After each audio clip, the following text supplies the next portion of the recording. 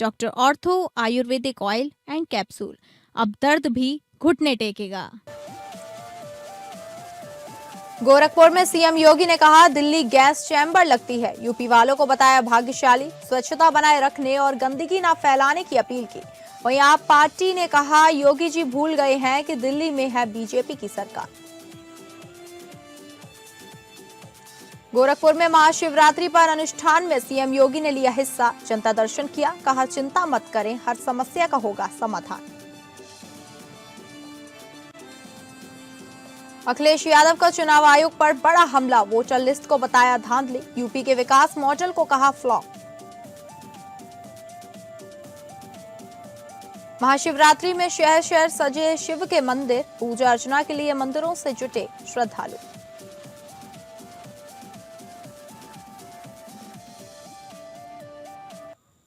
नमस्कार, आप सभी का स्वागत है उत्तर प्रदेश बुलेटिन में और मैं हूं आपके साथ अंकिता सिंह। शुरुआत करेंगे बुलेटिन की, जहां गोरखपुर में एक कार्यक्रम के दौरान यूपी के मुख्यमंत्री योगी आदित्यनाथ ने पर्यावरण के मुद्दे पर लोगों को संबोधित किया है। उन्होंने कहा कि दिल्ली में एयर क्वालिटी बेहद ही खराब है और राजधानी गैस चैम्बर बन गई है। वहीं लोगों को पॉल्यूशन की वजह से सांस लेने में दिक्कत और आंखों में जलन होती है। सीएम योगी आदित्यनाथ ने दिल्ली की वायु गुणवत्ता की तुलना गैस चैम्बर से की है। मुख्यमंत्री ने कहा कि तेजी से विकास के बावजूद यूपी के लोग स्वच्छ वातावरण का आनंद ले रहे हैं।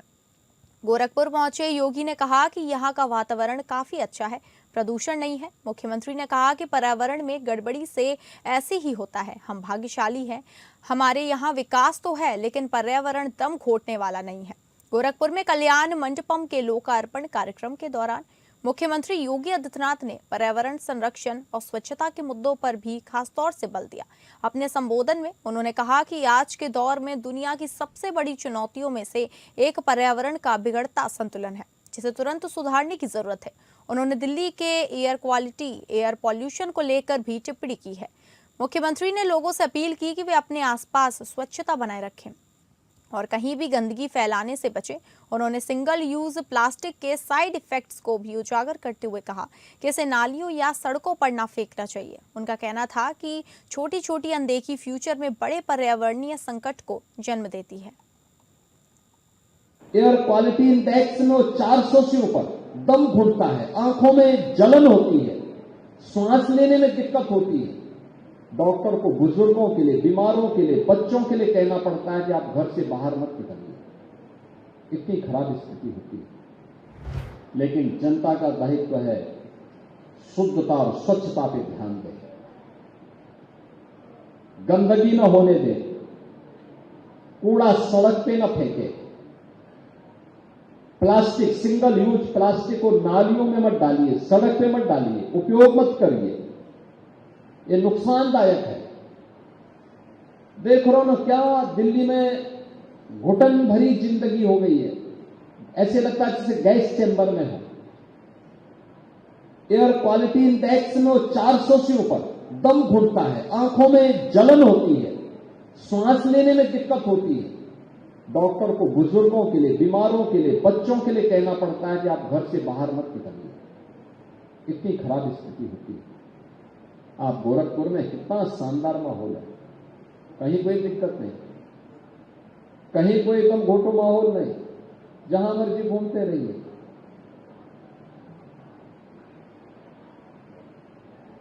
क्योंकि पर्यावरण को आप बचाएंगे तो पर्यावरण आपको बचाएगा। धरती माता के प्रति आप अपने उत्तरदायित्व का निर्वहन करेंगे तो धरती माता भी उसी प्रकार का आशीर्वाद देकर के आपको फलने फूलने के लिए एक नया राह दिखाएगी और उसी राह के लिए हम सबको योगदान देना है। गंदगी नहीं करना है, गंदगी नहीं करने देना है। सपा प्रमुख अखिलेश यादव ने भाजपा सरकार पर राफेल डील, स्मार्ट सिटी में लूट और मतदाता सूची में धांधली का आरोप लगाया है। उन्होंने यूपी के विकास मॉडल को पूरी तरह विफल बताया। समाजवादी पार्टी के राष्ट्रीय अध्यक्ष अखिलेश यादव ने उत्तर प्रदेश और केंद्र सरकार को घेरते हुए तीखे सवाल दागे हैं। कानपुर और लखनऊ के दौरे के दौरान उन्होंने राफेल सौदे से लेकर स्किल इंडिया की बंद होती दुकानों तक का जिक्र किया है। अखिलेश ने आरोप लगाया है कि सरकार केवल विज्ञापनों में चल रही है, जबकि हकीकत में भ्रष्टाचार चरम पर है। राजधानी लखनऊ में रविवार को सपा मुख्यालय में सपा मुखिया अखिलेश यादव की मौजूदगी में नसीमुद्दीन सिद्दीकी ने सपा का दामन थाम लिया। पहले से ही यह तय हो गया था कि नसीमुद्दीन सपा में जाएंगे। आज इसकी आधिकारिक घोषणा भी कर दी गई है। मालूम हो कि नसीमुद्दीन सिद्दीकी बसपा सरकार में कैबिनेट मंत्री थे। पार्टी में उनका अच्छा रसूख था। इस मौके पर 3 महिला नेत्रियों समेत कई नेता सपा में शामिल हुए। अखिलेश यादव ने केंद्र सरकार की मेक इन इंडिया और इन्वेस्टमेंट की दावों पर सवाल उठाते हुए राफेल डील का मुद्दा फिर से गरमा दिया है। उन्होंने कहा कि एक तरफ सरकार स्वदेशी निर्माण की बात करती है, लेकिन दूसरी तरफ 3600 करोड़ रुपए का नया ऑर्डर फ्रांस को दिया जा रहा है। यादव ने पूछा, यदि सब कुछ बाहर से ही खरीदना है तो मेक इन इंडिया का क्या होगा। उन्होंने तंज कसते हुए कहा कि कानपुर जैसे औद्योगिक शहरों में स्किल इंडिया की दुकानें बंद हो रही हैं और कई जगहों तो संचालकों ने किराया तक नहीं दिया है। ये ज्वाइनिंग इसलिए बड़ी मानी जा रही है क्योंकि ये पीडीए की जीत को और बड़ा करेगी। हम सब लोग मिलकर के जो इतिहास के पन्नों को जानते होंगे, इतिहास को जानते होंगे, कभी बाबा साहब भीमराव अम्बेडकर जी ने और डॉक्टर राम मनोहर लोहिया जी ने मिलकर के कोशिश की थी कि साथ आकर के देश को दिशा देने का काम करें। परिस्थिति और समय और राजनीति ने उन्हें समय नहीं दिया, लेकिन उसके बाद लगातार कोशिश होती रही है। गठबंधन बने, दूर हुए, गठबंधन बने, फिर दूर हुए, लेकिन हमें उम्मीद है कि इस समय, आने वाले समय में पीडीए और हम सब लोग मिलकर के उस लड़ाई को और मजबूत बनाने का काम करेंगे। हालांकि शेर और शायरी हम लोग कम जानते हैं,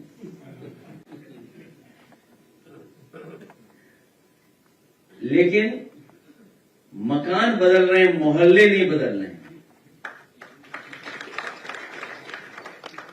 और जब से हमारे साथ पूर्व मंत्री फूल बाबूजी आए हैं तो किसी का फूल मुरझाता जा रहा है।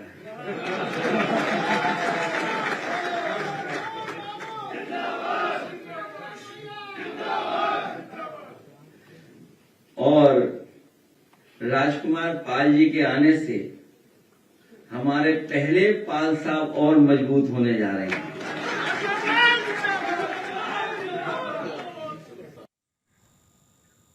वहीं इस खबर की ज्यादा जानकारी के साथ हमारे विशेष संवाददाता आनंद सिंह हमारे साथ जुड़ गए हैं।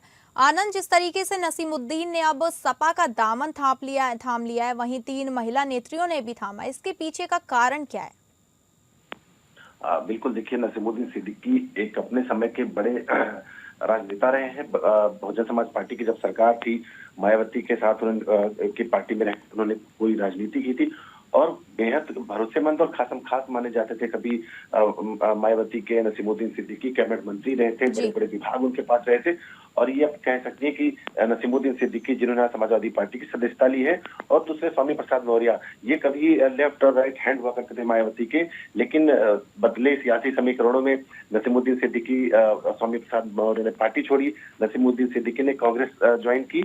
लेकिन कांग्रेस में शायद उनको वो जो उनका कद था बहुजन समाज पार्टी में, उनको कहीं ना कहीं ऐसा लगा कि कांग्रेस में उनको वो सम्मान नहीं मिल पाया, उनको वो कद और पद नहीं मिल पाया जो वो डिजर्व करते थे। और यही कारण है कि अब जब उन्होंने समाजवादी पार्टी की सदस्यता ली है तो उन्होंने न फुंकार भरी है, बल्कि 2027 का जो चुनाव है विधानसभा का आने वाला, उसके नजरिए से भी ये समाजवादी पार्टी ने के लिए एक ये बड़ी ज्वाइनिंग आप कह सकती है कि आज हुई है। नसीमुद्दीन सिद्दीकी के रूप में मुस्लिम नेता के तौर पर उनकी पहचान है। और आजम खान जो समाजवादी पार्टी के बड़े नेता रहे हैं, उनके जेल जाने के बाद उनकी जो राजनीति थी एक तरह से कहीं ना कहीं काफी अस्थिर हो गई है। और अब आजम खान की पहुंच, आजम खान का जो सियासी ताकत थी, अब शायद उस तरह की नहीं है। कहीं ना कहीं समाजवादी पार्टी को ऐसा लग रहा है कि नसीमुद्दीन सिद्दीकी के आने के बाद से एक बड़ा मुस्लिम चेहरा उनके पास और होगा आजम खान के अलावा। और 2027 का विधानसभा चुनाव होगा, उसमें नसीमुद्दीन सिद्दीकी पार्टी के लिए फायदेमंद साबित हो सकते हैं, ऐसा शायद समझना है समाजवादी पार्टी का। जी ठीक है, बहुत बहुत धन्यवाद आपका जानकारी देने के लिए।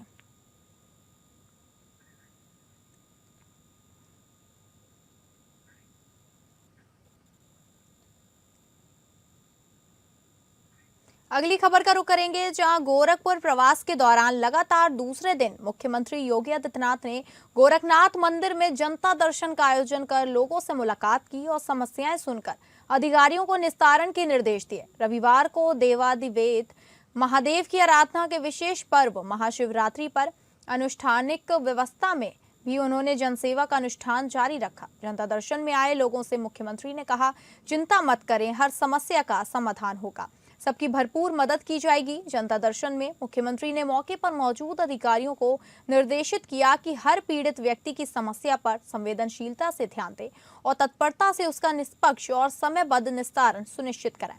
रविवार सुबह गोरखनाथ मंदिर परिसर के महंत दिग्विजयनाथ स्मृति भवन के बाहर आयोजित जनता दर्शन के दौरान मुख्यमंत्री योगी आदित्यनाथ ने करीब 150 लोगों की समस्याएं सुनी और अधिकारियों को उनका समाधान करने के निर्देश दिए। कुर्सियों पर बैठाए गए लोगों तक मुख्यमंत्री खुद पहुंचे, एक एक कर सबकी समस्याएं सुनी गई। उन्हें आश्वस्त किया कि वह सभी की समस्याओं का समाधान कराएंगे, किसी को भी घबराने की आवश्यकता नहीं है। वहीं प्रार्थना पत्रों को उन्होंने अधिकारियों को हस्तगत करते हुए निर्देश दिया कि हर समस्या का निस्तारण त्वरित, गुणवत्तापूर्ण और संतुष्टिप्रद होना चाहिए। कुछ लोगों द्वारा जमीन कब्जाने की शिकायत पर मुख्यमंत्री ने कठोर कानूनी कार्यवाही के निर्देश दिए। उन्होंने कहा, यदि कोई दबंग माफिया किसी भी जमीन जबरन कब्जा कर रहा है तो उसके खिलाफ कठोर कार्यवाही की जाए। गरीबों को उजाड़ने वाले कतई न बख्शे जाएं।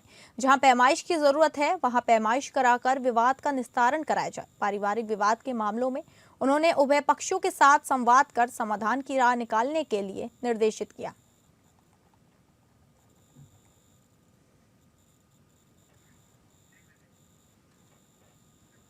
अगली खबर का रुख करेंगे, जहां जनपद में महाशिवरात्रि का पावन पर्व श्रद्धा, आस्था और उल्लास के साथ मनाया जा रहा है। सुबह से ही शिव मंदिरों में भक्तों की लंबी कतारें लगी रही। हर हर महादेव के जयघोष से पूरा वातावरण भक्ति में हो उठा। मंदिर परिसरों में अनुशासन और उत्साह का अद्भुत दृश्य देखने को मिला। परमठ स्थित बाबा आनंदेश्वर मंदिर में श्रद्धालुओं की भारी भीड़ उमड़ी। जिलाधिकारी जितेंद्र प्रताप सिंह ने मंदिर पहुंचकर विधि विधान से भगवान शिव का पूजा अर्चन किया। उन्होंने जनपद वासियों के सुख, शांति और समृद्धि की कामना की और जनपद की निरंतर प्रगति के लिए प्रार्थना की। मंदिर परिसर में प्रशासन द्वारा सुरक्षा, स्वच्छता, पेयजल, प्रकाश और बैरिकेडिंग की व्यापक व्यवस्था की गई है। श्रद्धालुओं की सुविधा के लिए पुलिस और प्रशासनिक अधिकारी मौके पर तैनात हैं और व्यवस्थाओं पर लगातार नजर रखी हुई है। महाशिवरात्रि के इस पावन अवसर पर पूरा जनपद शिव भक्ति में डूबा नजर आ रहा है। श्रद्धालु उपवास, रुद्र अभिषेक और रात्रि जागरण के माध्यम से भगवान भोलेनाथ की आराधना में लीन है।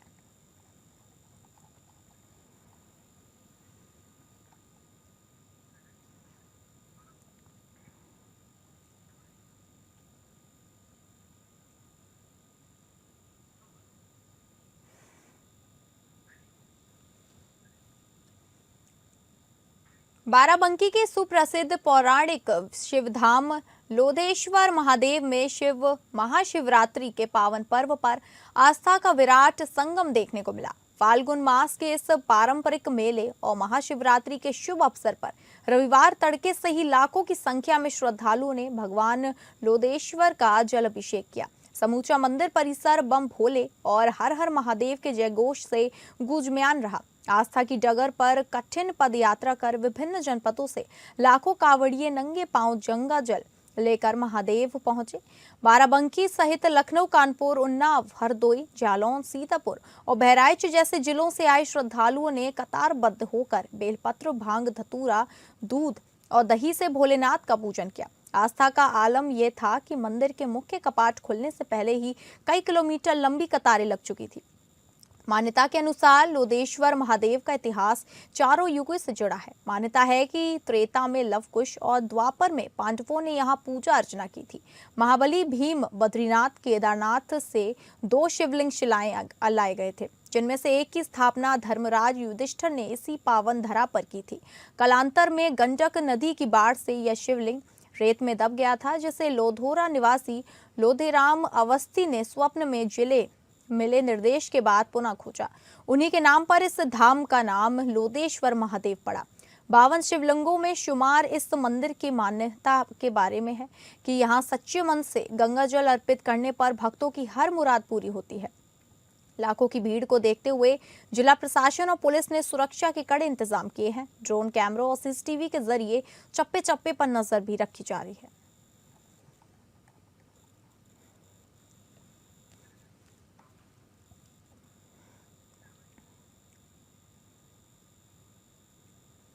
महाशिवरात्रि के पावन अवसर पर श्रावस्ती जनपद आस्था और श्रद्धा के रंग में रंगा नजर आया। सिरसिया स्थित प्राचीन विभूति नाथ मंदिर में लाखों श्रद्धालुओं ने भगवान शिव का जल अभिषेक कर पुण्य अर्जित किया। तड़के सुबह के ही मंदिर परिसर में भक्तों की लंबी कतारें लग गईं और पूरा इलाका हर हर महादेव के जयघोष से गूंजम्यान हो उठा। पांडवकालीन माने जाने वाले इस ऐतिहासिक मंदिर की विशेष धार्मिक मान्यता है। श्रद्धालुओं का विश्वास है कि यहाँ सच्चे मन से की गई प्रार्थना आवश्यक फलित होती है। दूर दराज के गांवों और आसपास के जिलों से पहुंचे भक्तों ने विधि विधान से भगवान भोलेनाथ का अभिषेक किया। दूध, गंगा जल, बेलपत्र, धतूरा और पुष्प अर्पित कर लोगों ने परिवार की सुख समृद्धि और शांति की कामना की। पर्व के अवसर पर भव्य पैदल यात्रा भी निकाली गई, जिसमें युवाओं, महिलाओं और बुजुर्गों ने उत्साहपूर्वक भाग लिया। डीजे और भजन कीर्तन के साथ पूरा वातावरण भक्तिमय हो गया।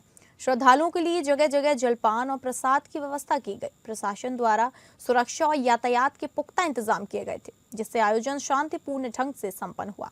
मंदिर परिसर और आसपास का इलाका दिन भर श्रद्धालुओं से गुलजार रहा। आस्था के इस महासागर ने एक बार फिर साबित कर दिया कि श्रावस्ती को धार्मिक परंपराएं आज भी पूरी जीवंतता के साथ आगे बढ़ रही हैं।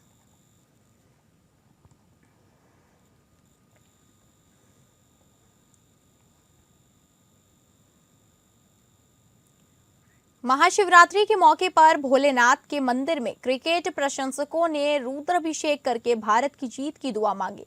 हाथों में बैट, बॉल और भारतीय झंडा लेकर उन्होंने हर हर महादेव और भारत माता की जय के नारे लगाए। लोगों ने कहा कि उन्होंने भोलेनाथ से अपने लिए कोई मनोकामना नहीं मांगी, बल्कि भारत की जीत की दुआ की है।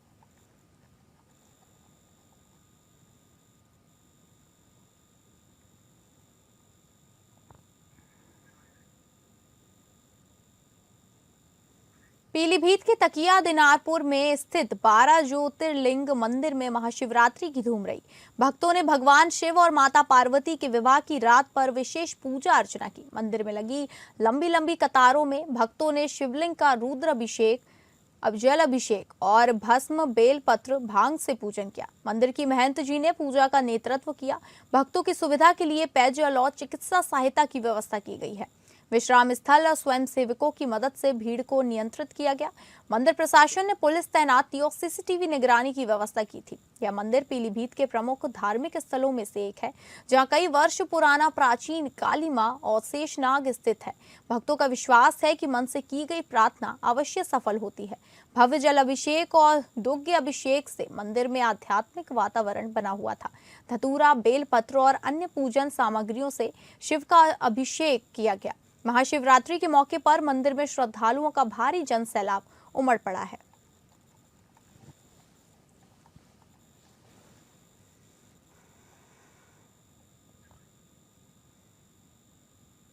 माघ मेले का अंतिम स्नान पर्व है महाशिवरात्रि। प्रयाग की त्रिवेणी पर लाखों श्रद्धालुओं की आस्था का केंद्र बन गया है। सुबह से ही श्रद्धालु त्रिवेणी के पवित्र जल में डुबकी लगा रहे हैं, अपने पापों को धो रहे हैं और भगवान शिव की पूजा कर रहे हैं। सुरक्षा को लेकर बेहद पुख्ता इंतजाम किए गए हैं। घुड़सवार, पुलिस, एटीएस कमांडो और 10,000 से अधिक पुलिसकर्मी तैनात किए गए हैं, जो श्रद्धालुओं की सुरक्षा और शांति व्यवस्था का ध्यान रख रहे हैं। श्रद्धालु अलग अलग घाटों पर स्नान और पूजा कर रहे हैं। अपने परिवार और प्रियजनों के साथ इस पवित्र अवसर को मनाने के लिए यह एक महत्वपूर्ण धार्मिक अवसर है, जहां लोग अपनी आस्था और विश्वास के साथ एकत्रित होते हैं। त्रिवेणी का पवित्र जल श्रद्धालुओं को आध्यात्मिक शांति और सुख प्रदान करता है। मेले के दौरान श्रद्धालुओं की सुविधा के लिए विशेष इंतजाम किए गए हैं।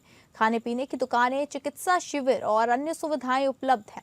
श्रद्धालुओं से अपील की गई है कि वे अपनी सुरक्षा और शांति व्यवस्था का ध्यान रखें और पुलिस के निर्देशों का पालन करें।